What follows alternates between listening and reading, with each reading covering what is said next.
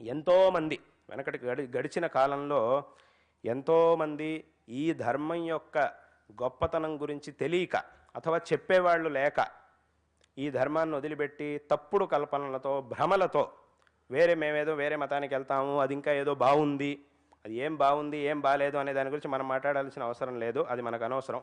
కానీ ఇది బాలేదు, దీంట్లో ఏదో లోపం ఉంది, ఇది సరిగ్గా లేదు అనే భావన ఏదైతే ఉందో జనాలకి, అది తప్పు. అది మిగతావి సరే తప్ప అనేది అది మాకు అనవసరం, అది మనకు అక్కర్లేదు. మంచి విషయం ఎక్కడున్నా సరే మనం ఒకవేళ మంచి విషయం ఉంది అంటే తప్పకుండా అందరినీ మనం గౌరవించాల్సిందే ప్రపంచంలో, అది వేరే విషయం.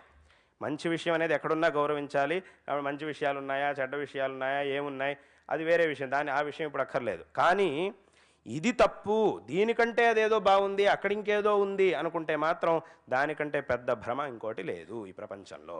కాబట్టి ఇలా అనుకొని ఇటువంటి భ్రమలకి గురై